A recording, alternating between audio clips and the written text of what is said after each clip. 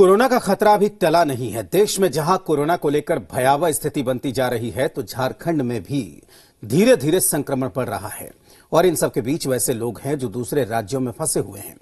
Lockdown के दौरान झारखंड के मजदूर और छात्र कई राज्यों में फंसे हुए हैं, जिसे लेकर झारखंड में सियासत तेज हो गई है। आज बीजेपी ने सामूहिक उपवास रखा। सभी नेता अपने अपने घरों पर उपवास पर रहे और उपवास के बहाने राज्य सरकार को घेरने की कोशिश हुई।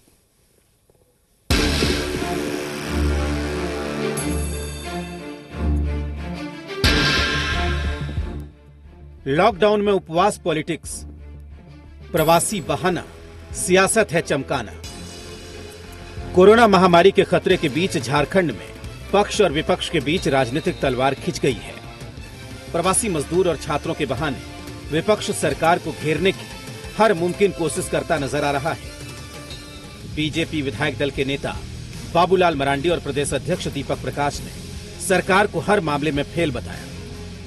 बीजेपी ने सरकार की कार्यप्रणाली पर सवाल उठाते हुए एक दिन का उपवास रखा। बीजेपी अध्यक्ष दीपक प्रकाश की दलील है कि गांधी जी के बताए गए रास्ते पर चलकर हम अपने दायित्वों का निर्वहन कर रहे हैं। दलीय राजनीति से ऊपर उठ करके राज्य के हित की राजनीति करना हमारा स्वाभाविक अधिकार है। यहाँ 3.25 करोड़ जनता को अगर राज्य सरकार के द्वारा अनदेखा किया जाएगा, उनके सवालों को सही ढंग से सुलझाया नहीं जाएगा, तो भारतीय जनता पार्टी अपनी मुखरता से अपनी बात को रखेगा। और जब रखेगा तो राज्य की सरकार को उसको रचनात्मक ढंग से लेने की जरूरत है। एक तरफ बीजेपी ने एक दिवसीय उपवास रखा, तो दूसरी तरफ सरकार के मंत्रियों का आरोप है कि केंद्र सरकार राज्य सरकार के साथ सौतेला बर्ताव कर रही है। इस पर बीजेपी विधायक दल के नेता बाबूलाल मरांडी ने निशाना साधा। कहा, राज्य सरकार बताएं कि केंद्र से उन्हें कितनी मदद मिली है।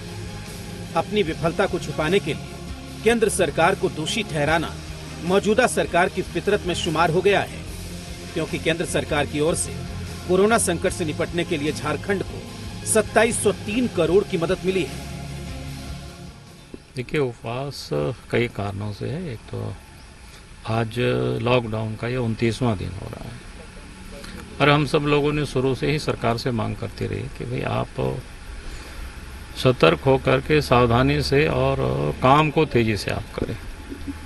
कागज पर तो उन्होंने आश्वासन लंबी चौड़ी दिया, रोज भी देते रहते हैं, लेकिन अभी तक अगर आप देखें, एक तो झारखंड के अंदर में जिन लोगों के पास कोई राशन कार्ड नहीं है, वैसे गरीबों को अभी भी राशन उन लोगों को तक नहीं पहुंच पाया है, जबकि केंद्र की ओर से राशन ये सब भेज दी गई।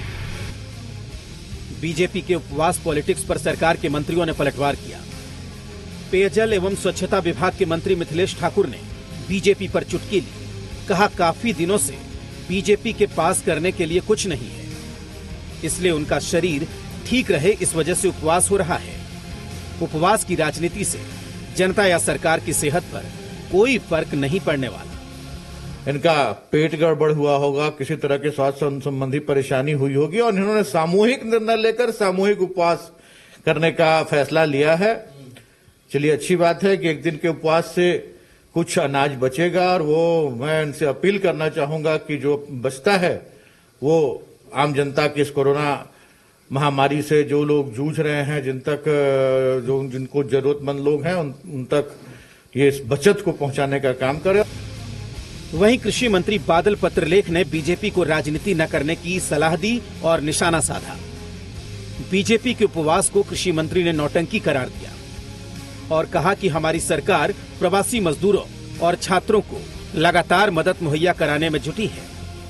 इनके जो हिडन एजेंडे हैं वो धीरे धीरे सामने आ रहे हैं।